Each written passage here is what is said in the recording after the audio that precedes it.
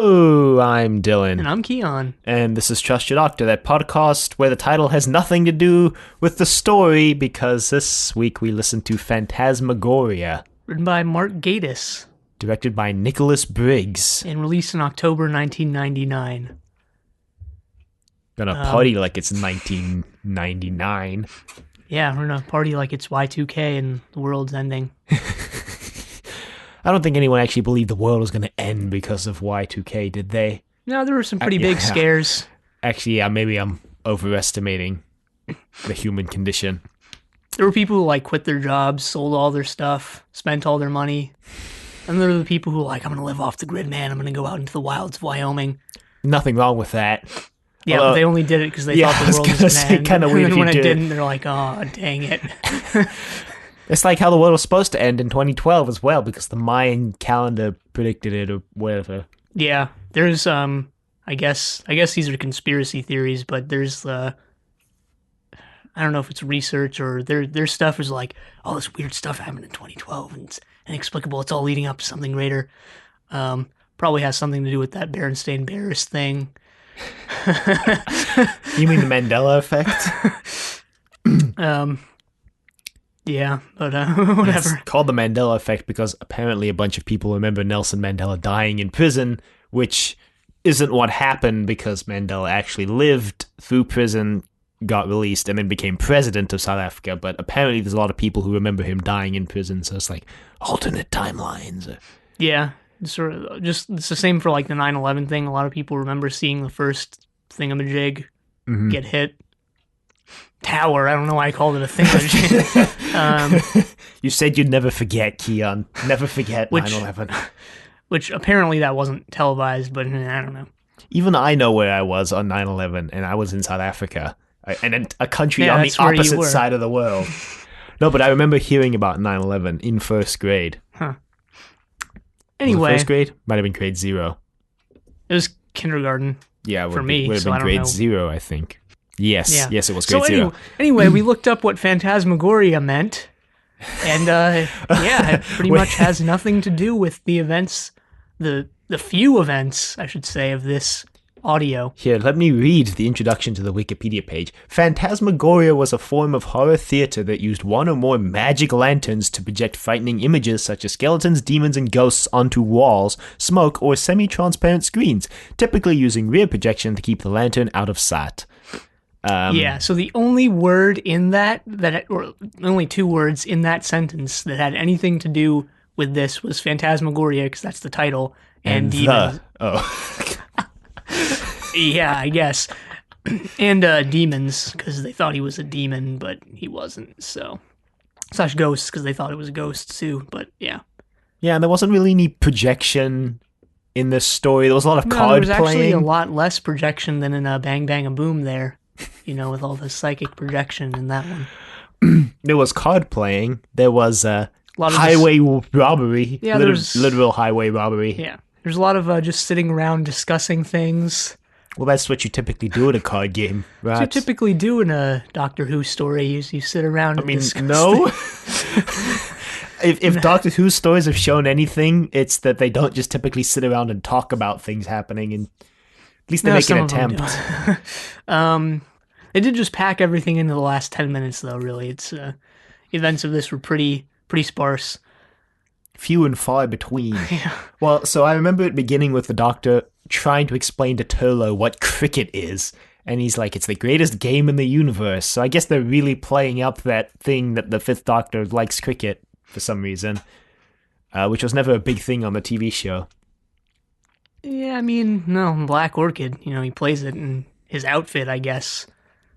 Yeah, but I don't remember him ever being so die-hard of a cricket fan. I mean, he carries that cricket ball around with him, which I do remember. I think Black Orchid is the one where he was like, oh yes, cricket, I love this game. Cricket, good sport, old chap.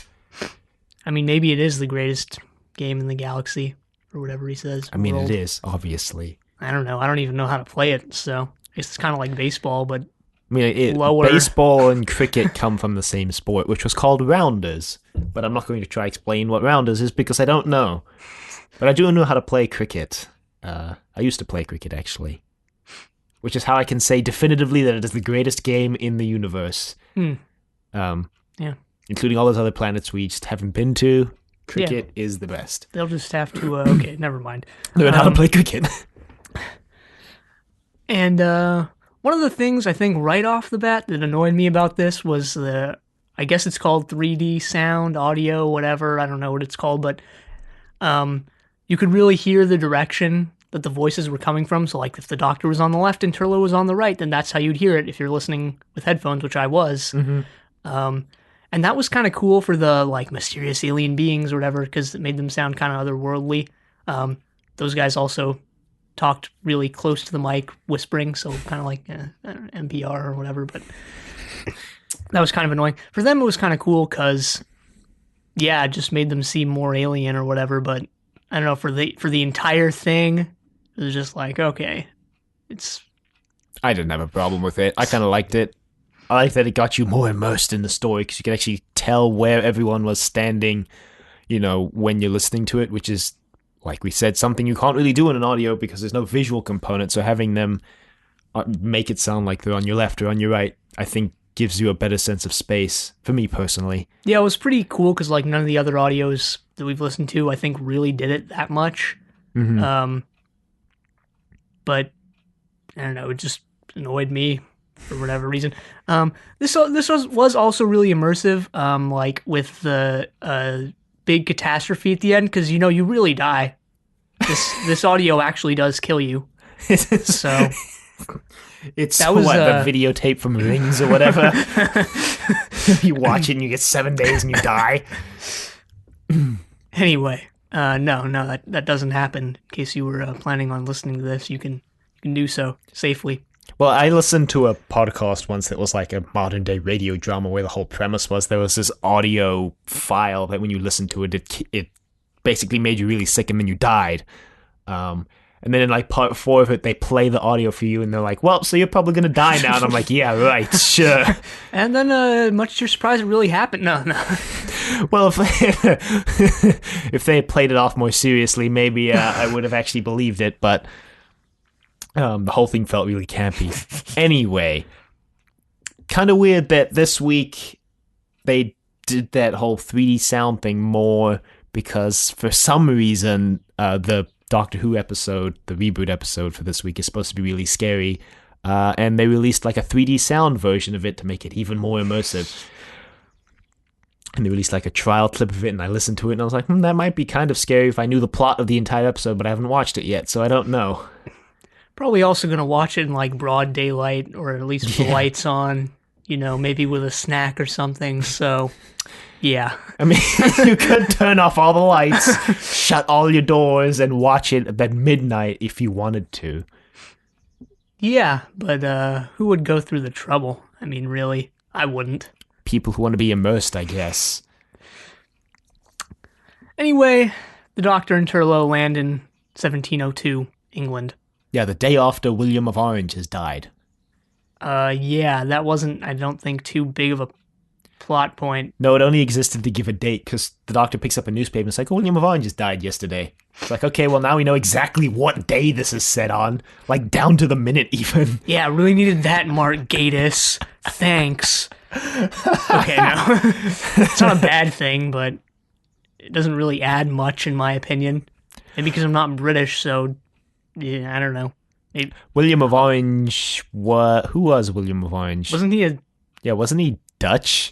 He was something not British. Pretty sure. Most of the rulers of England / Britain, up until like the late 1700s, didn't even speak English. Weren't even English in any way / from the British Isles in any way. Yeah, based on my rudimentary knowledge of Civilization 5, I'm going to say William of Orange was Dutch.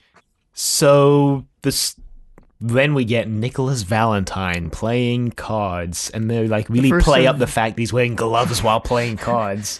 First of many card playing scenes in this. So he's pretty sketch, just the way he talks and the way everyone talks about him, like he's probably cheating. Cheating at least. Killing people on the side, maybe. Yeah, I mean, at some point, either right now or pretty close to right now, we get one of the few highway robbery scenes I where, think it's right now. yeah, someone either gets killed or robbed right here. I didn't know anyone's name in this, by the way, just putting that out there.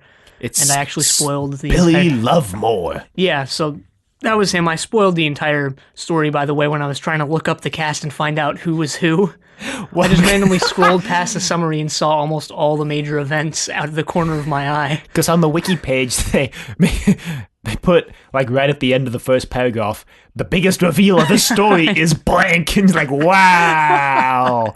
It's also the best cliffhanger of this entire story. And it's like, wow, you spoiled it. Yeah, her acting wasn't that great in the cliffhanger, though, so. No, it wasn't. But it was the best cliffhanger. Yeah, I guess it was. None of the acting in this was really, like, all that spectacular. I know you go back and, like, okay, Peter Davison, maybe not the best actor to play the Doctor ever. Still pretty good, though. Still pretty good, but maybe I'm just not remembering. But he seemed even less enthusiastic than he was during the TV show. And even there were some lines from Mark Strickson? Or Strickland. Strickson, I guess. Even there were some lines from him that seemed like he was just sort of, reading them, whatever, didn't really care, sort of hamming it in maybe, but yeah, whatever. I feel like this does suffer from what I suspected Storm Warning was going to suffer from, which it didn't, which was the fact that this was the first audio that Big Finish ever did. Well, second that they ever did, but first that featured only one Doctor and one companion. So it was Mark Strickson's first and Peter Davison's second, I guess. And everybody else, I guess they just, it being one of the earliest ones, they just didn't know how to direct, right. I think a lot of it comes down to direction, because we saw on screen that, like, Mark Strickson and Peter Davison can be pretty good, but, without any sort of direction, working in a medium that they haven't probably worked in before, it's going to be difficult for them to do anything good. Yeah. And they got Mark Gatiss on this, obviously, as the writer, and now that I think about it, I think the only other Mark Gatiss thing I've seen/read was Last of the Gadarene, and there were some pretty big similarities between that and this, if I'm remembering correctly. He writes pretty consistently for the reboot under Stephen Moffat because they're pretty good friends. I mean, they co-developed Sherlock together, so... Garbage show, just putting that out there again. He also plays Mycroft in Sherlock. So... Huh. Mark Gatiss, that is, not Stephen Moffat, although... Yeah, Mark Gatiss basically does everything. He writes, he acts, he directs. He's a jack of all trades. A master of none. Jack of a... that's funny, because he plays the master in an audio drama set in an alternate universe. There better be a master audio drama called Master of None. It's probably not. I don't think there is. Maybe you could write it. Yeah, maybe. Yeah, Mark Gatiss really plays Jasper in a way different voice than his regular voice. He's kind of hamming it up, almost. Sounded like Richard Mace to me, but Keon disagrees. Yeah, I don't know. Anyway, what happens next? Oh yeah, the Doctor and Turlough meet Professor something or the other. Yeah, Professor what's his name? Forgot his name. Professor Cronitis? No. Cronotis, whatever his name was. Well, so they get separated because Turlough sees this cart accident, this high-speed cart accident in the road. Turlough gets caught up in a lot of different things and barely interacts with the Doctor at all through this, so I guess sort of like a massacre, except... Worse. No, better. No.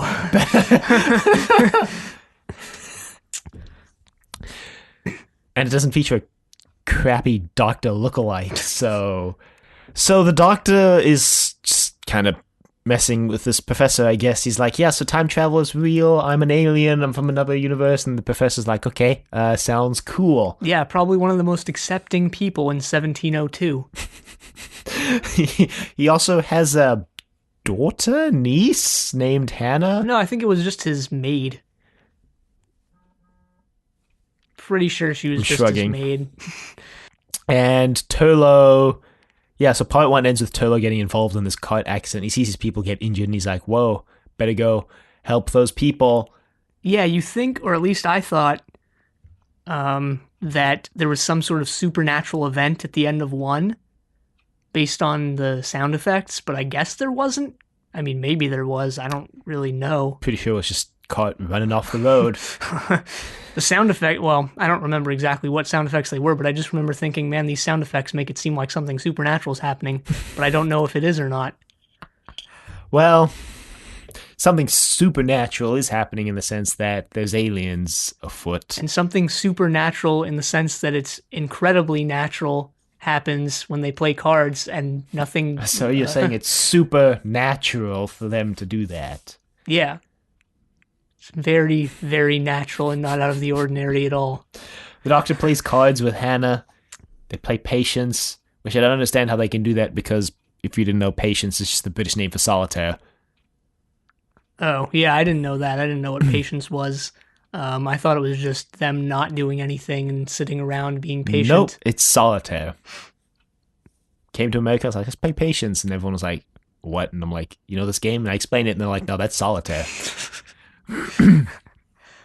Okay. So I don't know how they play two-person that, but they do somehow. And Sir Nicholas Valentine is just cheating at the table some more. I'm not really sure where they're playing cards. It's like some sort of underground gambling club. Yeah, of it's some a gambling sort. den. It's called the, oh god, it had a really cool name, but I forgot what it was. Oh, the Diabola Club. The Diabola Club. Yeah. Pretty good. I mean, it's okay. Sort of evokes Diablo. Kind of should have named the audio that, probably. Yeah, maybe. Or just card-playing alien. Card-playing alien. And Card-playing alien hides on Earth. You won't believe what happens next. top 10 reasons why you won't believe. Top 10 reasons why card-playing aliens hide on Earth. Number 1, to kill unsuspecting card-playing humans. And that's it. There's no other text. It's just that one sentence, and then it goes to reason number 2. Okay. Reason number 2, to kill other card-playing aliens who killed their parents. So yeah, they continue to play cards. They kind of waste several minutes just keeping on talking about cards. I don't know. It's just some dudes sitting around a table, some of which die later, some of which aren't really important. Well, so Turlo meets Flowers and Jasper. Yeah. Discount Jago and Lightfoot. Wang Chiang. This did kind of remind me of Talons of Wang Chiang, though not nearly as interesting.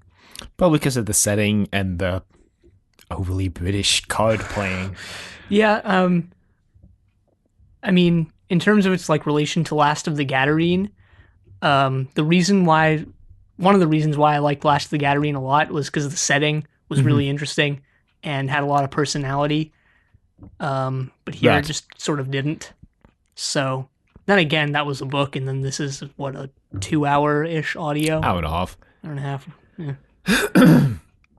But yeah, whatever. Yeah, this one was really standard in terms of everything, to be honest. It was set in old-timey London. The villain was an alien who's hiding on Earth because he's running away from someone. He's been trapped on Earth, that's why he's there. There's another alien group with sort of a vague personal reason to give them some sort of character.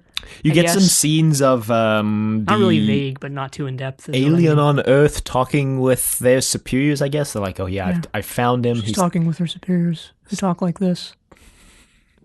It was kind of you're not talking in a monotone voice enough. You kind of need to talk like this.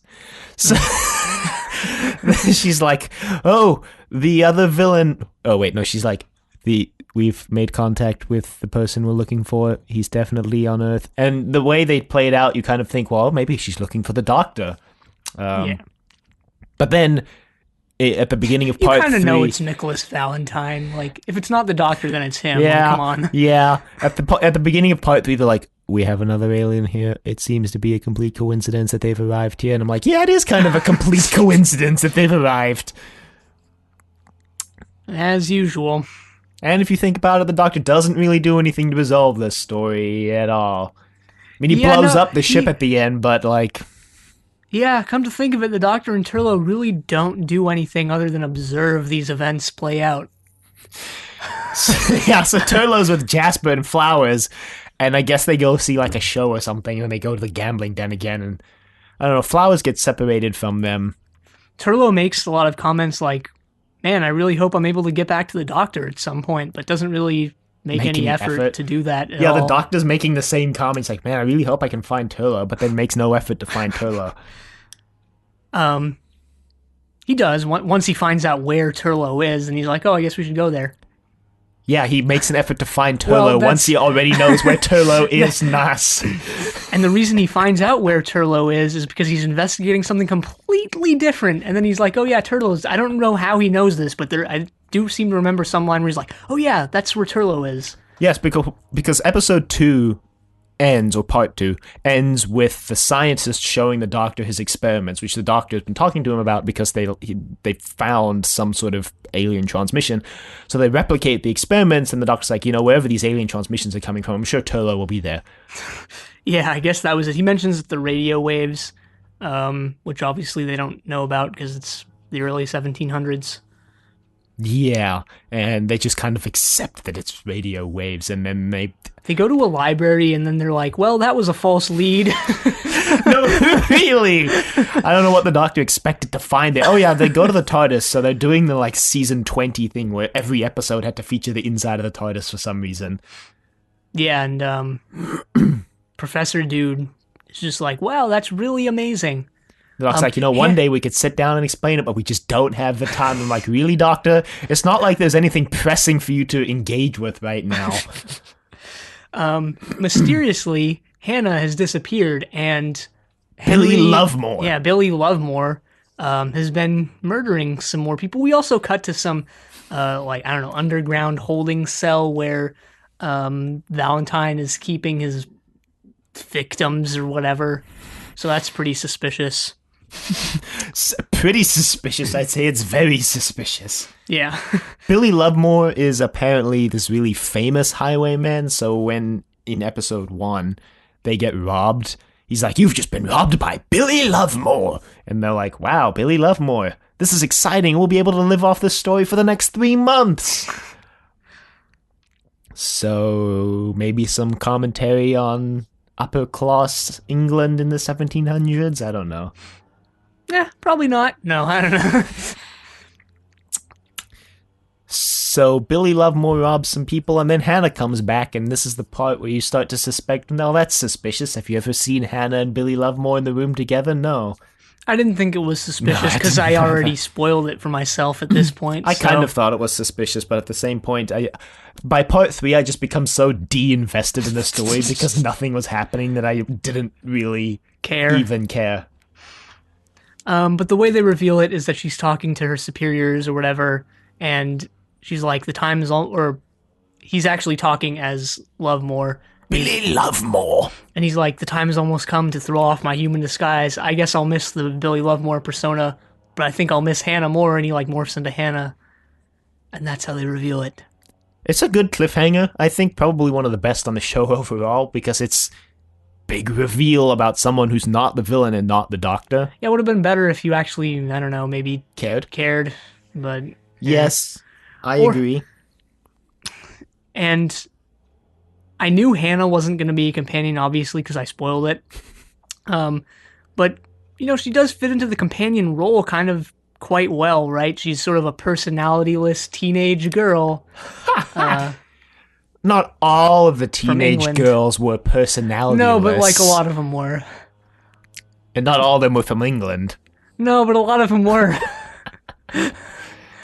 Yes, we all know the Doctor clearly has a thing for teenage girls from England. Yeah, I mentioned this to you before we started recording, but I've been watching a lot of old Eurovision performances recently, and there was this one from the UK.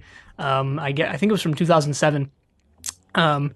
And apparently it was produced by the BBC, and it was a song about school or something, and the singer was like this mid-30-year-old guy. There were a bunch of, I don't think they were actually teenagers, but they were women dressed as like schoolgirls. A lot of the reactions were like, older 30s man hanging out with sexualized schoolgirls, produced by the BBC. Where have I seen this before? I don't think any of the companions were sexualized until Perry, to be honest. No, Zoe. I mean, yes, in the skin-tight cat suit in that one serial, but Perry was definitely the first that I think Was overly so. Yeah, it was overly so. But there were instances where I'm sure you could look back and be like, oh yeah, there it Oh, yeah. is. Maybe especially with Leela, probably. I don't think I can remember any specific times, but probably somewhere in there. I mean, Leela's first outfit was pretty scanty. She was pretty scantily clad in her first outfit, but at the same time, she was a warrior princess from a tribe on a planet that doesn't mean anything really. No, but at the same time, you would expect them to weigh less if it's a planet that's really hot, which it seemed like that planet was. It was a forest. Forests are pretty hot. Yeah, I guess. I don't know. So, yeah, she / he. I don't really actually know what gender she is now that she's been revealed to be both. There was the alien voice, and this is really the only time you get it is when she's transitioning from Billy Lovemore to Hannah, is where you get the actual alien voice. Mm-hmm. Even later, she just keeps up the Hannah persona, so I don't know why. Because she pretty much right now reveals herself to the doctor and Turlo. And not Turlo yet, because Turlo goes off with Jasper to go investigate Valentine. Turlo and the doctor meet up and then immediately separate. Again. So Turlo and Jasper go to Valentine's mansion and they break in and they get captured. Unsurprisingly, I don't really know what you expect when you break into the mansion of a dude who's pretty wealthy. Apparently the inside of the mansion looks alien, with fleshy walls and stuff, sort of like what was that serial in season, whatever the third Doctor's Master season was? Claws of Axos. Yeah, Claws of Axos. So that's what I imagined it looking like, but I don't know. I just imagined a mansion with flesh walls. Completely regular furnishings. Oh, God. Just picture of Queen Elizabeth hanging over the fireplace. And picture of Ace. Hanging next to it. But they definitely explain how it got there. Haha. Okay, never mind. I'd be really surprised if the audios didn't go some way to explain that, because I just found out that there's an audio that goes to great lengths to explain why the Eye of Harmony required a human eye to open in the TV movie. You know what? Now that I think about this actually has nothing to do with what you just said. Now that I think of it, this this audio, this story should have had Ace in it because Ace the card and then Ace the person. Wow. So yeah. Yep. I just have nothing to say about that. That's just so bad. The Seventh Doctor would be making Ace puns for the entire story, too. We forgot to mention that the Doctor... Seventh Doctor's in this, by the way. No, he's not. The Doctor's actually revealed the reason why Valentine plays cards with gloves on is not because he's cheating, although he might be, is because the cards take biodata for some unspecified purpose. Yeah, it's not unspecified. It's specified, but unimportant and vague. It's that it takes your biodata and then the collective unconscious of the people that Valentine has captured attack you. I preferred when it was unspecified, to be honest. Yeah, that doesn't really come into play in any way. I don't mind it being sort of a vague thing. It's just that I don't think they really did anything else with that. They do. They use it to defeat Valentine. Because they use the card, but they don't use the psychic attacks or whatever. No, they do. The Doctor resets the card. That's why, because right now with the Professor, he gives it to the Professor to hold with the handkerchief, and he resets it and removes the biodata so that the next person who touches it, it will take the biodata and attack them. That's why it weakens Valentine at the end. And then he becomes part of the ship. They don't use the whole, you're going to be attacked by the spirits of the people you captured. He just becomes part of his bio ship or whatever. By being attacked. Well, that was the thing, was you become part of the consciousness through the attack. That's how the consciousness grows. They didn't really play up the attack. Well, I didn't get anything about the spirits attacking him. I just got that he became part of the ship. I got the sound effects, but they sounded just like the sound effects from the card attack at the beginning. Because he was being attacked. They just sound like this non-supernatural card attack sound effects that were this time supernatural. Well, maybe the card attack was Also, because a they were card being attack. attacked. Yeah, because they were being attacked by Whoa, the this runs deeper than we consciousness. thought. And that's I don't why think it at the was. I end, don't know. I have in my notes, he should literally use honey. I don't know what that means. I had in my notes, go find him. No, and I think that's because in the second part that I think Hannah's like, shouldn't you go find Turlo? And the doc's like, no, he'll be fine. He was, so yeah, it all worked out. Anyway, yeah, the doctor and the professor and Hannah. Oh well, Hannah reveals that what she's there for, which is to Well, she's still trying to play off that she's Hannah, and the doctor's like, yeah, your boots say that you're Billy Lovemore, so you want to cough up an explanation right now, Hannah? she's like, oh yeah, I'm Billy Lovemore. I came here. I was sent here, but I also wanted to come here to capture Valentine, whose real name is something else, and because he killed my family. Oh yeah, she makes a mention of, this is when we get some deep cutting societal commentary, where she's all, the reason why I had to become Billy Lovemore was because a woman in this society just cannot do anything. So I had to become a man so that I could go out of the house and do things. kill Which people. is true. That's true. Which but, is true. But the only thing she uses the Lovemore persona for is to kill people, which she says she only does because she could. So I don't really get it, and I don't really get why they forgive her right now for any of this, really. Because she mentions that she volunteered for this trip because Valentine killed her mother. I think it was both her parents. I think she just said her family, actually, but Oh, yeah. I thought she said her mother, but maybe it was family. Yeah, so pretty much the most generic reason to want to go after someone that they could ever write into a story. Revenge. Yep. Eye for an eye makes the whole world blind. Except for the last man standing. Nah. Think about it. He just pokes out his own eyes. No, just think about it. If there's only two people on Earth, right? And eye for an eye, so now they both only have one eye. Then they do it again, now they have no eyes. You could just extrapolate, you just keep adding more people. No, everyone will be blind. Yeah, no one will except be left for with an eye. the last guy, and then he gets stabbed by the guy who never got involved. Who just waited it out in the shadows. No, but I think the whole because that's an actual expression, like an eye for an eye, lose the whole world blind except the last man standing. I think it's that, because the whole point of the thing is like revenge isn't sweet, and I think the point of the counter phrase is like revenge is sweet because you'll be the last man standing. Yeah, but that's what I'm saying. That bit doesn't make sense because But you'll still be last one standing. you'll still be blind, though. That's what I'm saying. I don't get it, but whatever. I mean, just imagine there's only two people on the Earth, right?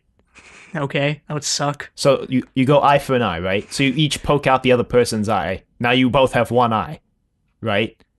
Now if you do it again, now you're both but I blind. always just imagine you kill the person when you poke out their eyes. Like, yeah. Okay, but then even if you kill so a you person, get your then eyes yeah, I poked guess. out, and then you just kill the guy. Why would you kill them if you're poking their eyes out? Why wouldn't you just not? kill them first?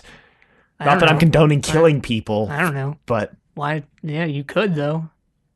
I mean, you could kill someone, but you'd go to jail. Not necessarily.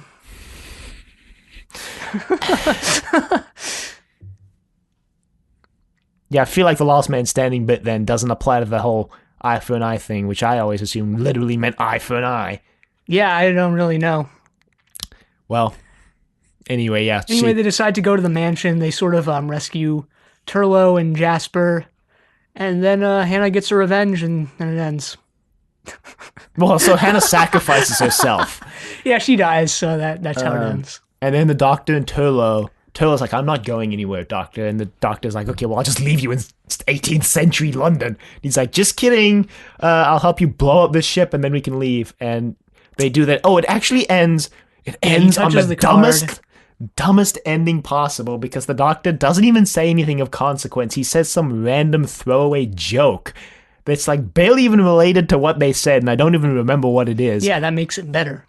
And it like ends, the way it ends too, it sounds like he's in the middle of the line, like he's about to say something else, and then the end credits kick in. I'm like, what is happening? He tells what's his fate? He tells someone that I think you should probably stick to solitaire from now on, or patience, or whatever he says. But yeah, that's how it ends.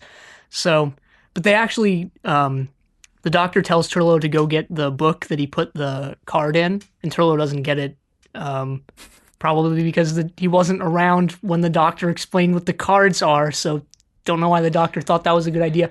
Then the professor's like, oh, I got you, doctor, who was around when the doctor explained what the cards were. So I'm not sure what was up with that. So he goes to get the book, and Valentine touches the card. That's how he becomes part of his ship. We didn't mention he's been stranded on Earth trying to repair his ship, which is like a bio ship, and he needs to repair the cells, and that's what he's been collecting all these people for, and he wants the doctor. Well, he said, well, Hannah will fix the ship too. At the end, he's like, yes, fix my ship, regenerate my ship. Yeah. The doctor... Which she dies in the explosion or whatever happens that kills everyone at the end. Well, so. God, this was dumb too. The doctor tricks Valentine into picking up the card by telling me some item of unimaginable power in his pocket. So Valentine starts searching his pockets, and he pulls out the cricket ball and the ball of string, and he's like, oh, a playing card? This is what you give me, a book with a playing card? And yeah. Yep. The doc's like, it weakened you though, and he's like, weakened me for what? How? The doc's like, maybe I didn't think this through. Well, it's because he wasn't wearing his gloves. It was like, maybe I didn't think this through. Making the villain part of his ship. Don't know if I... Yeah, but they were going to destroy the ship anyway. Well, at least Hannah was, so... Yeah, pretty bare bones story, really. Nothing much interesting happened until the last 10 minutes, to be perfectly honest. Yeah. Wasn't really much plot to work with either. They kind of just drew it out over the course of 4 parts. Staying pretty true to the classic series, it seems. Yeah. Dragging out 1 episode of plot over 4 episodes. Yeah, I think that's something we've said about most of the audios we've listened to so far. So, yeah. Yeah, well, at least in this run, maybe not like some of the other ones we'd listened to before. Well, like Storm Warning wasn't as guilty of it, I think, although a little bit. Yeah, it was. Bang Bang a Boom was in part 3. Nightmare Fair. Well, Nightmare Fair was only 2 parts. Yeah. But, I mean, even then, well, no, I don't know. I think out of all of them, Nightmare Fair is the one that did it the least, probably. Yeah, it really did, but at the same time, like you said, it was only 2 parts, so it was. Yeah. This was my pick, if you didn't know, I picked this audio. And yeah, this was sort of just one of my throwaway ones. I didn't know what to do for the 5th Doctor, and I didn't want to buy another one, so I had to choose from the ones off of Spotify. So I was like, yeah, I'll just choose this. I got suckered in by the title. Maybe that's why they named it that, because it sounded cool. Yeah. It, like said off recording, pretty cool word, not related to the story at all. Yeah. Although maybe we're just missing it. But like there's any projection of any sort, except I guess if you count Hannah being loved more. But I think it's just that all the people from the 1700s thought it was ghosts and devils. That's like the only thing I can think of. Yeah, that's probably it. And, you know, if you think about it, there's not really anything you could name this because nothing happens. Unless you name it the Diablo Club, which isn't a thrilling title on its own either. Meh. Kind of like our Storm Warning was named because we've got a storm warning for a storm up ahead. Anyway, I guess that wraps that up. You can email us at thedoctor@decorativevegetable.com. Questions, comments, concerns, angry rants, love letters, thoughts on Mark Gatiss' writing. Does he write the same story every time? You decide. Not in the reboot. No, he doesn't, because this wasn't actually... it was similar to Last of the Gadarene, but a lot less enjoyable, which automatically makes it not the same story. Not really. I don't know. He's a pretty divisive writer for the reboot. A lot of people either love or hate his stories, which I find kind of weird because, I don't know. Because you don't give a crap? Pretty much. I think most of them are kind of middle of the road, but... Although I do like some of them. Some of them are really fun, and I like them, but we'll get there. Eventually. A couple years from now. You can find us on Apple Podcasts, Google Play, which is basically Google Podcasts. They still call it iTunes. It's literally on the page. It still says iTunes. Anyway, whatever. And YouTube. All to trust your doctor. us out on Facebook, Trust Your Doctor. Like us on Facebook. Also check us out on Twitter at TYD Podcast and follow us on Twitter. And next time, we're reading The Romance of Crime. But until then, the end.